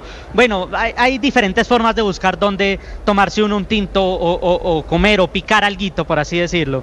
Pero ahí uno tiene que cuidar la alimentación, Camila. La línea. Bueno, pero acá yo usted siempre lo veo en la máquina, pero bueno. Allá en el Congreso se cuida y aquí no tanto. Pero, sí, aquí no pero pasando a lo que nos importa, le quería preguntar, Andrés, ¿qué información tiene usted a qué hora se radicaría esa ponencia de archivo en la tarde? ¿En qué horas de la tarde? Mire, Sebastián, hay mucha expectativa y mucho silencio frente a la hora. Nosotros tratamos de comunicarnos con el senador Miguel Ángel Pinto del Partido Liberal, quien fue el que nos confirmó que iba a presentar una ponencia de archivo. No nos ha dicho la hora, dice que va a ser en horas de la tarde y no sabemos realmente con cuántas firmas la va a radicar. Hacemos el cálculo de que podría estar camino a archivarse por las posiciones que estarían organizándose en lo que fue ese bloque que hundió la reforma a la salud. Voy a ponerle de pronto el mapa, si me lo permite. Son 2 votos del Partido Conservador, Nadia Ablel y Esperanza Andrade, que sabemos están en contra de la reforma laboral. 2 votos del Centro Democrático, ahí irían 4. el de Miguel Ángel Pinto del Partido Liberal, que sería el que lidera como coordinador ponente esa ponencia de archivo. Sumaríamos Berenice Bedoya, que acaba de sacar comunicado señalando que va a archivar la reforma, y Lorena Ríos, que acaba de salir un comunicado de Colombia Justa Libres señalando que la senadora Ríos va a aprobar o va a apoyar mejor el archivo de esa iniciativa. Quedan 2 votos por definir. El primero, el de Ana Paola Gudelo del MIRA, y el de Norma Hurtado del partido de la U. Andrés, si me deja complementarle, no lo puedo confirmar, pero alguien cercano a la senadora Ana Paola Gudelo, Camila, me dice que también saldría de pronto comunicado de ella, del MIRA. Pues apoyando el archivo. Apoyando el archivo. Pues después de lo que nos dijo ayer en entrevista, Sebastián, no me queda bien. Ahí sería jaque mate. Porque ya no nos dijo, Camila, que vaya a apoyar el archivo, pero nos dijo que esta reforma no soluciona los problemas estructurales y que de hecho agrava algunos que ya están bien complicados. Pues ahí Camila, dígame. Un detalle de procedimiento legislativo para que nos entiendan los oyentes. Porque hablamos de que podría suceder el archivo. El tema es el siguiente: hay 7 votos contra 7 en este momento. Sí. Si se vota, hay empate. La ley quinta dice que se debe repetir la votación. Si se repite la votación y nuevamente hay empate, la ley quinta dice que se interpreta como archivado el proyecto. Pues que es una situación similar a la que podría pasar con la reforma a la salud, que eran los cálculos que hacíamos ayer. Pero mire, don Andrés Carmona, ahora en un momento vuelvo con usted para ver qué más ha pasado en esa puerta de la Comisión Séptima y más detalles de cuál es el futuro de la reforma laboral, porque muchos están pendientes de qué va a pasar con esa reforma, una de las grandes del gobierno nacional. 11 de la mañana, 37 minutos. Voy a hacer una pausa y ya regresamos porque quiero saber qué pasó con 2 impuestos locales, uno en Barranquilla y otro con el tema de la tasa de seguridad en Antioquia. Es que recordemos que también tenemos impuestos que cobran las regiones y las ciudades, y me están preguntando los oyentes en el 301-764-4108, nuestra línea de WhatsApp, es lo que pasó con el cobro o el impuesto del alumbrado público en Barranquilla y lo que pasó con la tasa de seguridad en Antioquia que puso el gobernador Andrés Julián Rendón. Así que después de la pausa, Ana Cristina y Oscar nos tienen detalles de esos 2 impuestos.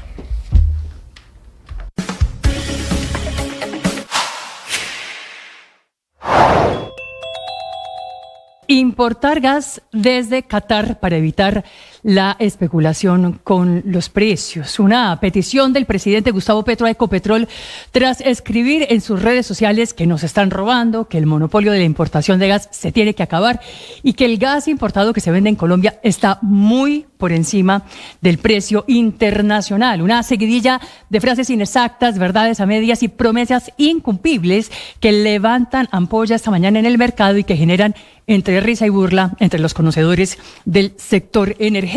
Por un lado, porque el gas importado hasta ahora se trae principalmente desde los Estados Unidos, Trinidad y Tobago y el Golfo de México. En el primer caso con el 60%, en el segundo con un 30% y en el último, en el Golfo de México, con un 10%. Y fundamentalmente para abastecer la demanda de 3 centrales térmicas en la costa colombiana: Tepsa, Termocandelaria y Termoflores, todas las cuales importan desde hace 9 años gas natural licuado a través de barcos que llegan primero a la planta SPEC, la regasificadora de gas de Cartagena, y luego se distribuye entre estas centrales térmicas para que sirva como combustible de la generación de energía eléctrica en el país, 30% de la cual está hecha por centrales térmicas y dentro de ellas un 70% se hace con gas y el otro 30% restante con otros combustibles como diésel o como carbón.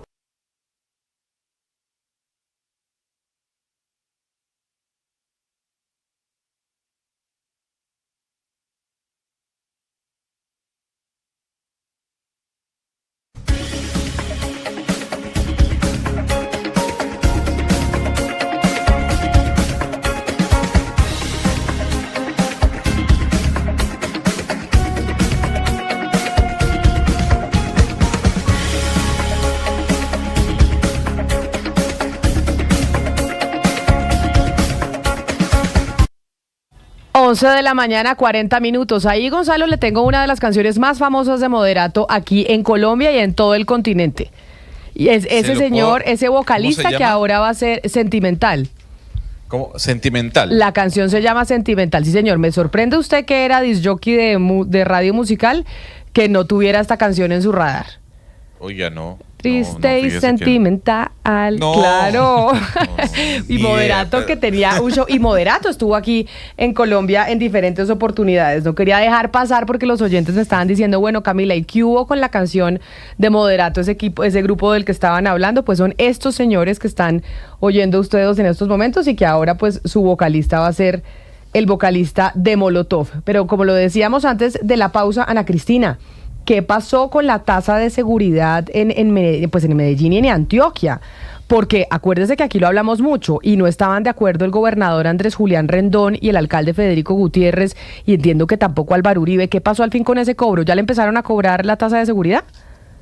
Camila, va a empezar a cobrarse ahora en el mes de marzo. ¿Qué fue lo que pasó? Para esa tasa de seguridad, pues recordemos que el alcalde Federico Gutiérrez desde el principio se había opuesto y sigue oponiéndose pues a la tasa de seguridad, pero él es el presidente de la Junta de EPM, que es la que pasa finalmente la información de los usuarios a la Secretaría de Hacienda, y no habían pasado, pues hasta hace unas semanas no habían pasado la información, pero ya les llegó toda la base de datos y básicamente pues lo que está haciendo el alcalde Federico Gutiérrez como presidente de la Junta de EPM pues es obedecer a las instituciones. Esta tasa de seguridad, pues para que quede claro, es una tasa de seguridad que se le va a cobrar a la industria y a estratos 4, 5 y 6, no se va a cobrar en 1, 2 y 3, es en los estratos altos, se pagará, se calcula que el monto es hasta de 28.400 mensuales, según como está, el monto del pago está calculado de 80 pesos por kilovatio hora en área residencial y 71 en área industrial.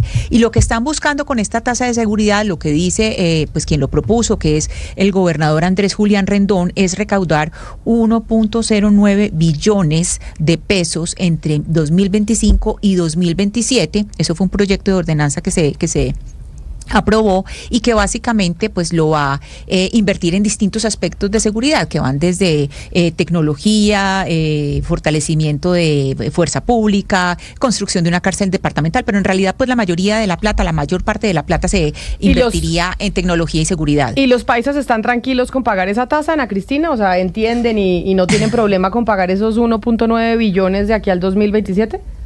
Pues Camila, recordemos que hay personas que desde el principio, desde cuando se anunció esta tasa de seguridad, pues no solamente desde la asamblea hubo personas como el diputado Luis Peláez que le puso peros y que de inmediato dijo pues que esto era un impuesto y que no era una tasa sino un impuesto y no se podía cobrar. También hay personas que han anunciado desobediencia civil. No sé qué va a pasar con esas personas cuando empiece a llegar. En el recibo mío, por lo menos, Camila, no ha empezado a llegar. Y como le digo, desde el mismo alcalde de Medellín, Federico Gutiérrez, él no está de acuerdo con la tasa de seguridad, que no quiere decir que no la vaya a pagar, ni mucho menos, pero no está, desde un principio dijo, no estoy de acuerdo con que le cobren más dinero a los contribuyentes vía recibo de EPM, porque así es como llegaría el cobro. El cobro sería un mes, perdón, Hugo Mario, se cobraría cada mes, pero la facturación llegaría cada 3 meses. Aquí en el Valle del Cauca ya nos acostumbramos. Hace rato, desde el año 2017, pagamos en el departamento del Valle tasa de seguridad vía tarifa de energía, y el año pasado la Asamblea aprobó prorrogar esta tasa hasta el año 2032, así que seguiremos pagándola por un buen tiempo aquí en el departamento del Valle. Es una tasa que pagan los estratos altos, Camila, y que se destinan esos recursos para la fuerza pública. No creo que se las vayan a quitar, porque impuesto que se pone y que ya la gente se acostumbra, no lo quitan nunca. Sí, eso ya se queda. Eso ya se queda, Sebastián. Sí. No, y no sé ahorita, Camila, que se viene, van a radicar el 20 de julio ya pues la ley de competencias. Me parecería que con la enorme transferencia de recursos que van a recibir los entes territoriales, si va a seguir esa discrecionalidad de los consejos municipales y departamentales para agregar nuevas tasas, porque claro, les van a dar nueva plata, pero si pueden seguir adicionando tasa de seguridad o tasa de otra tasa, pues termina siendo, creo, un abuso fuerte para los ciudadanos. Me parece es una buena pregunta para el diseño del tema de la ley de competencias que se viene. Pues ya los ciudadanos, o sea, la gente a nivel regional, pues se lo cobrará a sus políticos o no, y harán marchas allá regionales para que les cobren o no les cobren. Pero, Oscar, esa tasa de seguridad, pero ustedes que tienen tasa de alumbrado público, que antes la hacía Aire, o la cobraba Aire a través del recibo, y ahora la hace la AAA, se fue a los estrados judiciales. ¿Por qué y cuál es la historia con ese cobro allá en Barranquilla, que no tiene que ver con la seguridad? Mire, Camila, si por Bogotá llueve y por Cali, por Medellín, en materia de impuestos y tasas también sigue lloviendo, Barranquilla no es la excepción. Le voy a contar, usted conoce muy bien la historia porque la he contado varias veces acá. El tema del impuesto del alumbrado público en Barranquilla es que se venía cobrando a través de aire, en el recibo de aire. Cuando comenzó el suplicio aquel de las famosas tarifas de energía tan altas nuestras, entonces buscó fórmulas, la famosa fórmula que el presidente Petro ha dicho muchas veces que nos va a llevar a bajar las tarifas de energía, que no bajan. En una de esas fórmulas que se propuso fue trasladar este pago del impuesto de alumbrado público de la empresa aire, del recibo de aire, al recibo de la AAA. Yo lo dije aquí varias veces.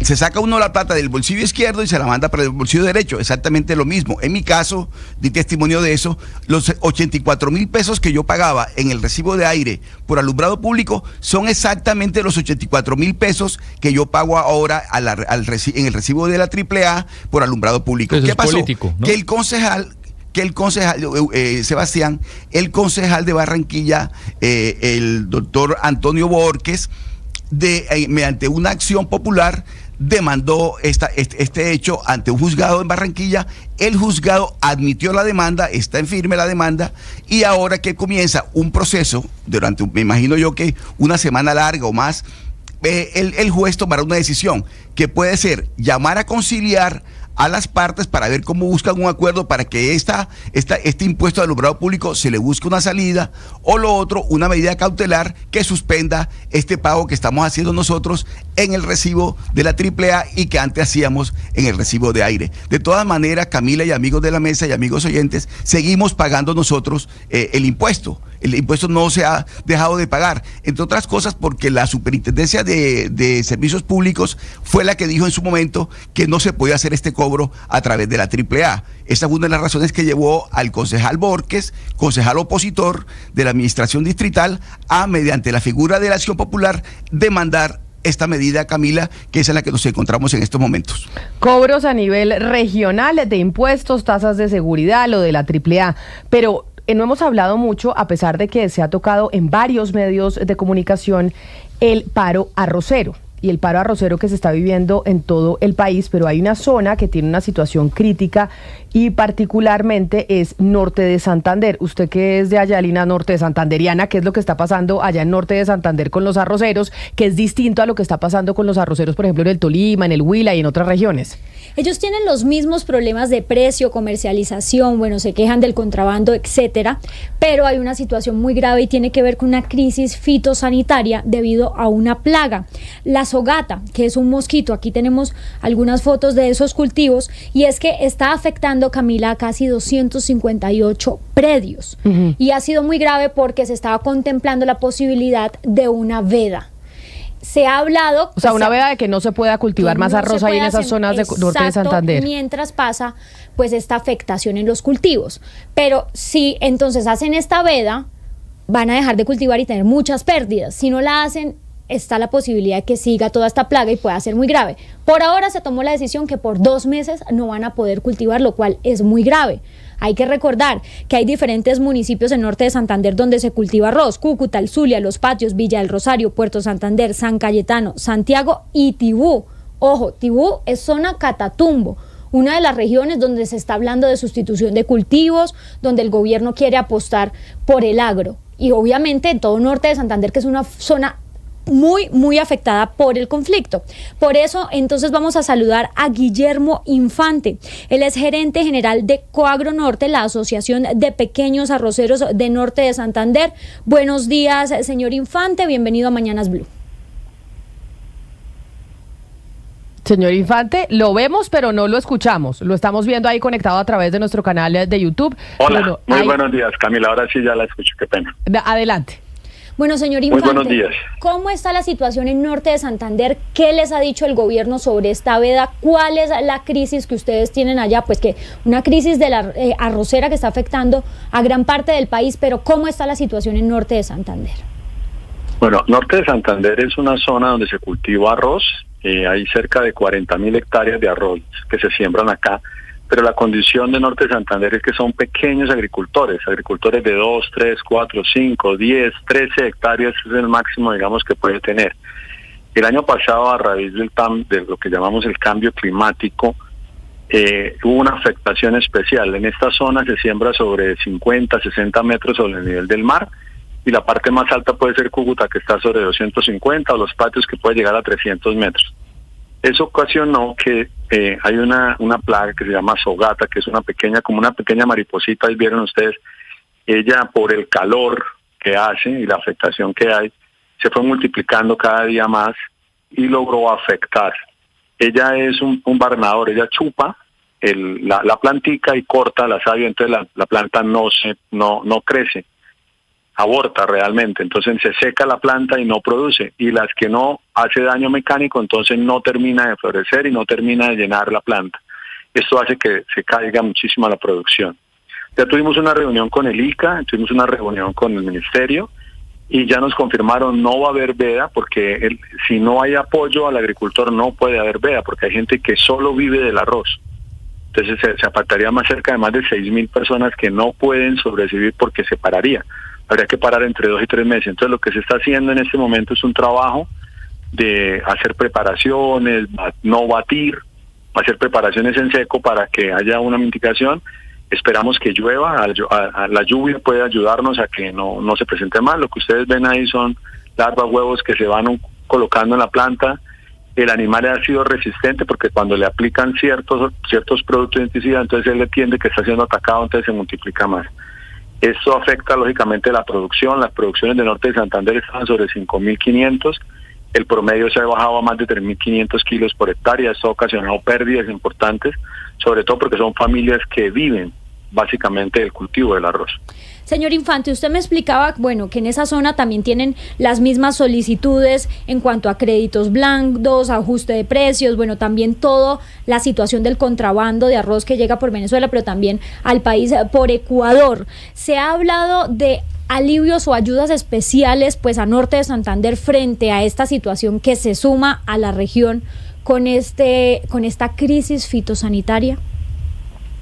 Vino una comisión del Ministerio de Agricultura, de Finagro y el Banco Agrario, y se van a estudiar propuestas para aliviar. La idea que se piensa es generar créditos, refinanciar, de pronto con donación de intereses, con donación de capital o algo a través de línea Finagro, de los FAC, del FONSA, para lograr solventar, porque las pérdidas fueron grandes. Como son agricultores pequeños, pues pierden la totalidad de su cultivo, tienen que volver a empezar. Un agricultor que empiece su cultivo y lo afecte la sogata puede perder entre 3 y 4 millones de pesos por hectárea. Si siembra 10 hectáreas son 30 millones, 40 millones y tiene que volver a empezar.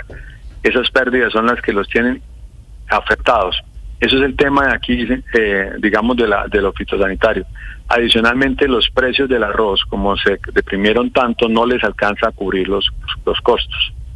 Son pérdidas que este paro está dejando a nivel nacional. Se habla de 1.600 millones de pesos. ¿Se tienen los cálculos de cuánto está haciendo esto en norte de Santander? Mira, el norte de Santander, por la afectación que hay de tanto de la sogata y el paro, se ha visto muy afectado a las personas.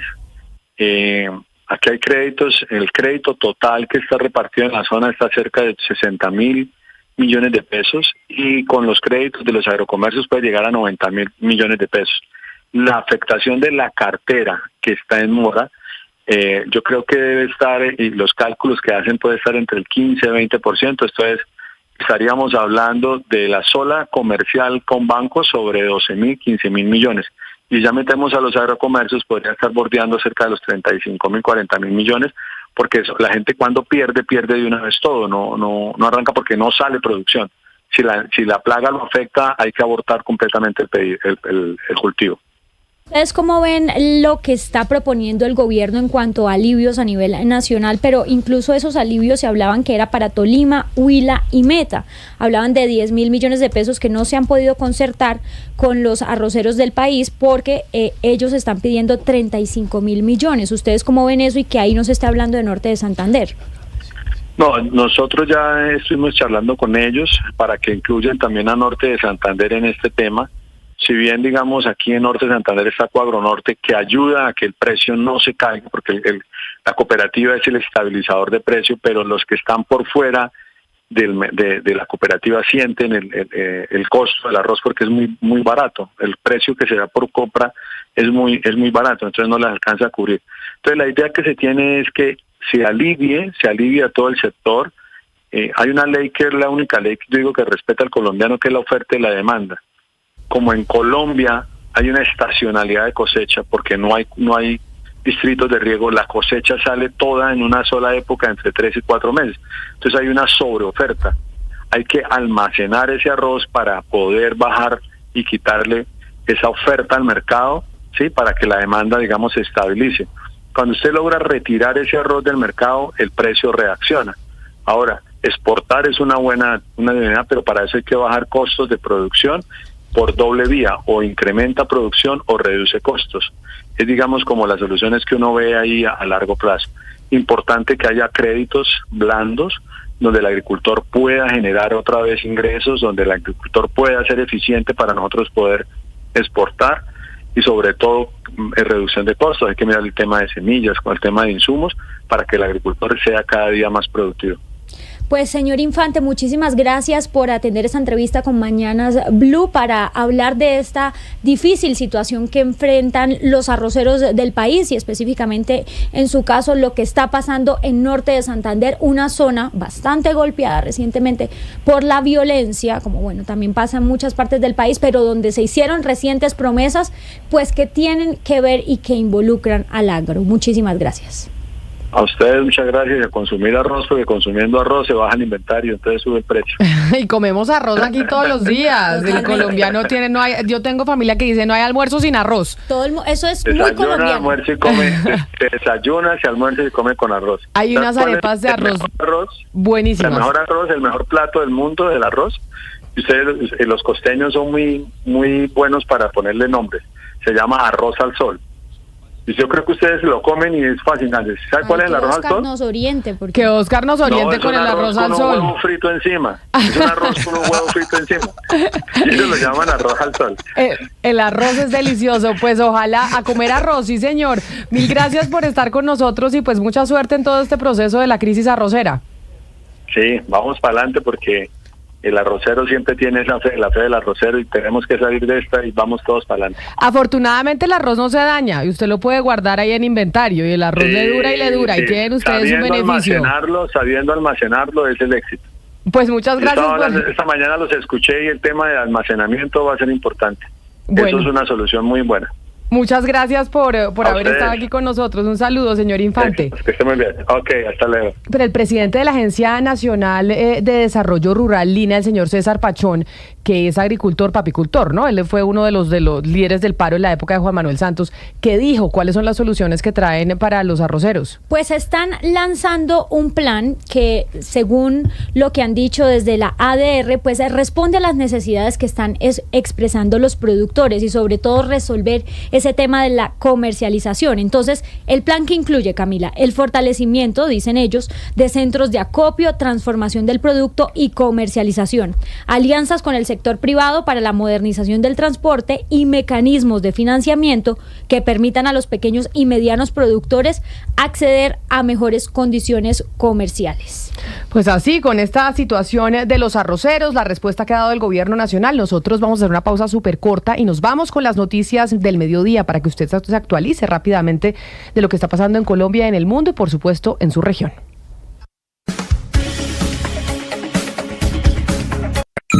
Escanea este código y suscríbete a nuestro canal de YouTube, @Blue Radio Co. Y disfruta y participa de la programación de Blue Radio. Blue Radio, le ponemos cara a la radio. Blue Radio, la alternativa.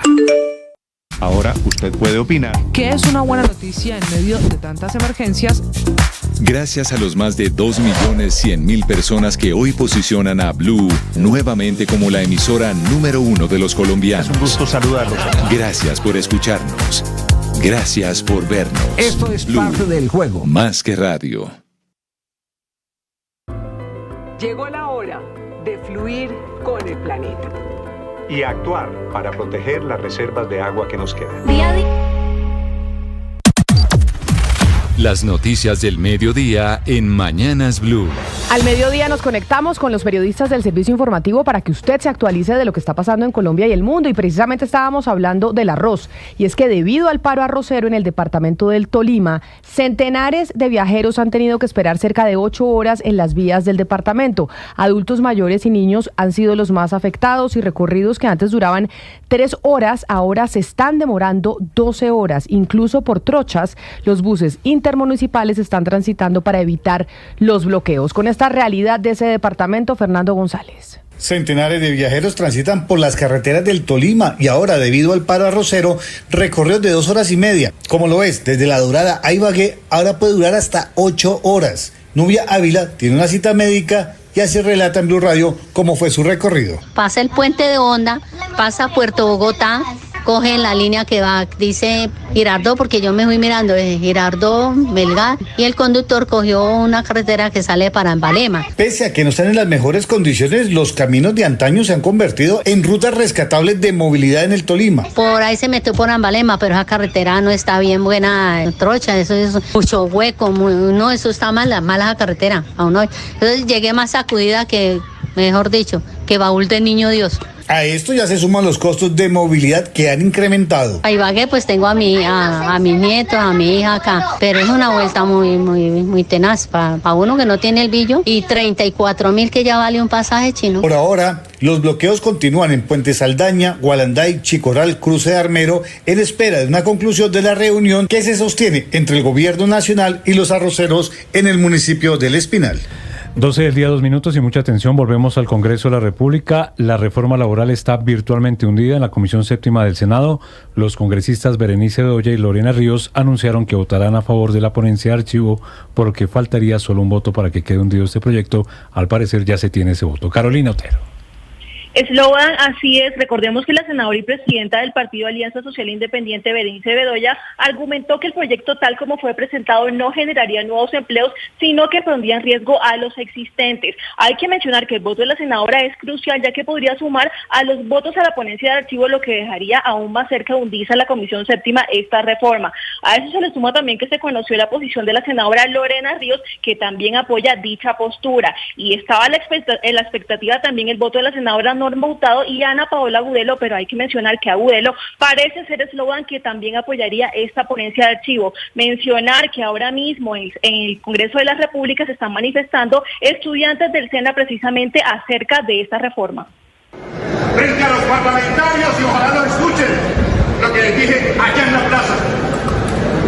No solo se trató de las virtudes de Alfredo y de los parlamentarios. Hay que mencionar que con el voto de estas 3 senadoras se completaría los 8 votos que hacen falta para que estas reformas se unan a la Comisión Séptima del Senado. Recordemos que estaba próxima a cursar su tercer debate luego de haber sido aprobada por la Cámara de Representantes en segundo debate. Gracias, Carolina. Pues ahí ya está pues en ciernes el hundimiento de la reforma laboral en el Senado de la República. Pero vámonos para hablar de la Universidad Nacional, porque el ministro de Educación, Daniel Rojas, descartó una intervención administrativa a la Universidad Nacional. Sin embargo, dijo que existen preocupaciones frente a algunos manejos administrativos que pueden redundar en malos manejos financieros. Jessica Gutiérrez. El ministro de Educación, Daniel Rojas, confirmó que no se va a intervenir la Universidad Nacional. Sin embargo, indicó que han expresado preocupaciones frente a actuaciones administrativas que pueden redundar en malos manejos financieros, situación que ha llevado a establecer diálogo con la Rectoría para clarificar y tener la posibilidad de salvaguardar los recursos públicos de la educación en Colombia. Sí hemos expresado muchas preocupaciones frente a actuaciones administrativas que puedan redundar en malos manejos financieros, pero son preocupaciones que se han llevado a un diálogo con la Rectoría para clarificar. Además, aseguró que las visitas de inspección son un proceso normal y posteriormente se determinarán las acciones conjuntas entre el Ministerio y la Universidad Nacional para proteger dichos recursos. Día 12 del día, 5 minutos. Cambiamos de tema porque a esta hora se registra un grave accidente de tránsito en la vía Bogotá-La Vega que involucra un tractocamión. Nicolás Rodríguez. Esloboda, buenas tardes para usted y para todos los oyentes. Sí, señor, es en el Alto del Molino, un sector que queda llegando ya casi a La Vega, donde lastimosamente involucra a un tractocamión que aparentemente se quedó sin frenos bajando las curvas y que llevaba una extensa carga de estacas y de material de construcción. Según lo confirman las autoridades, lastimosamente el conductor perdió la vida en este sitio por la gravedad de las heridas, y además las personas que están conectadas en nuestro canal de YouTube pueden ver la magnitud del accidente que dejó totalmente destruido el tractocamión de placa Volkswagen, un tractocamión blanco que lastimosamente perdió el control en la vía por una falla técnica y se accidentó, lo que ha generado el cierre parcial de una de las calzadas de la vía Bogotá-La Vega en este momento. Confirman además las autoridades que se está haciendo el levantamiento del tractocamión para permitir el paso de los vehículos de transporte particular y por supuesto de transporte público hacia el municipio de La Vega. Se recomienda paciencia, ya que van a levantar el material y el vehículo que quedó casi en las dos calzadas de esta carretera. Necesitamos apoyo urgente de bomberos, necesitamos apoyo de bomberos. Muchachos, ¿está grave? Ese es el panorama, se pide la presencia de los bomberos, ya la delegación de Cundinamarca va llegando al sitio, por lo cual también están informando que Criminalística va llegando al lugar para hacer el levantamiento del cadáver del señor que lastimosamente falleció. Terrible las imágenes que estamos viendo a través de nuestro canal de YouTube de ese accidente precisamente en la vía Bogotá-La Vega. Gracias, Nicolás. Pero vámonos a la Comisión Sexta del Senado, porque ahí también se está adelantando un debate de control a las autoridades de Bogotá por el suministro de agua potable en la ciudad. Lo que venimos hablando del tema del agua. Cristian Correa, ¿qué está pasando en la Comisión Sexta?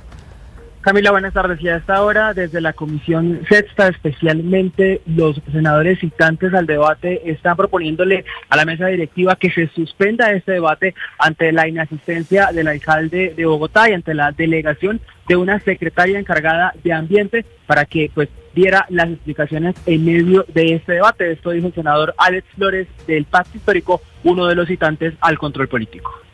Gracias, presidente.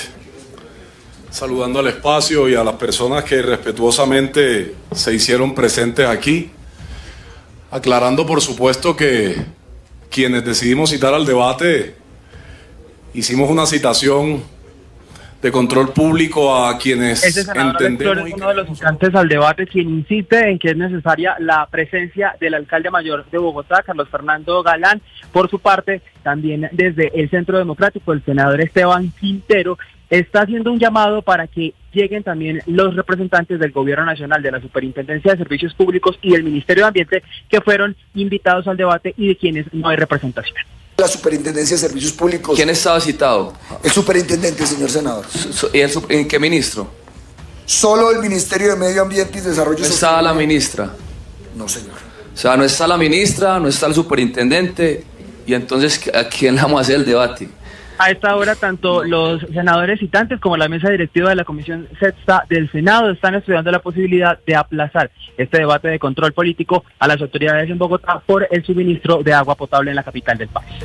Gracias, Cristian. 12 del día, 8 minutos. Y a pesar de que no hay un proceso de paz con la guerrilla del ELN, la delegación del gobierno para los diálogos con ese grupo al margen de la ley está convocando a varios sectores a un congreso de paz el próximo mes de abril. Mateo Piñeros. El proceso de paz entre el gobierno y el ELN se encuentra suspendido por las acciones terroristas de ese grupo, especialmente en el Catatumbo y en Arauca. Sin embargo, la delegación de diálogos del gobierno con esa guerrilla convocó para el próximo 5 de abril a un congreso por la paz.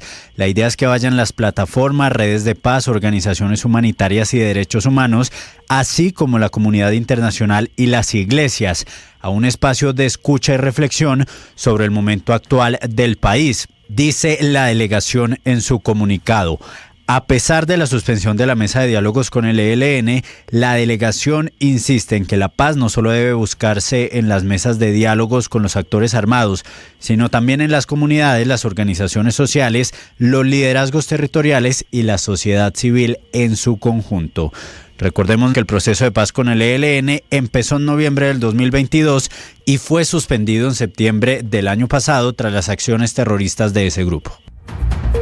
Mateo, gracias. Y siguiendo sobre temas de paz, los chotas y los espartanos siguen delinquiendo en Buenaventura. Eso aseguró el coordinador de la delegación del Gobierno Nacional para el diálogo sociojurídico con esas bandas criminales. Fabio Cardoso fue el que alertó sobre eso. Dijo que siguen las desapariciones y los confinamientos en los barrios del Puerto Linavera. La delegación del Gobierno Nacional en el proceso de paz de Buenaventura hizo un llamado a las autoridades locales para ponerle fin a las acciones delictivas de las bandas criminales como los chotas y los espartanos, pues para el coordinador de la mesa de diálogos, Fabio Cardoso, afirmó que las autoridades locales no han logrado contener el accionar de estas bandas y es por esta razón que los enfrentamientos se han extendido hasta la zona insular, donde la gente queda en medio de las balas. Tiene que haber mayor presencia del Estado en su conjunto en los barrios de Buenaventura. Son los alcaldes, la primera autoridad, los jefes de policía, lo que les corresponde garantizar la seguridad y tranquilidad de esa ciudadanía. Y es que a pesar de los esfuerzos por mantener la tregua, la violencia continúa afectando a los habitantes del puerto. Siguen habiendo confinamientos, sigue habiendo desaparición forzada, porque se reducen los homicidios con la tregua, pero se incrementa la desaparición forzada. Es decir, una tregua así no sirve. Una tregua sirve si está en función de consolidar un esfuerzo de paz. Es por esta razón que en las últimas horas las autoridades realizaron un consejo extraordinario de seguridad para analizar la situación que atraviesa Buenaventura. Por eso la policía dispuso una intervención especial para el distrito con 100 uniformados más y un dron para garantizar mayor control en las zonas afectadas.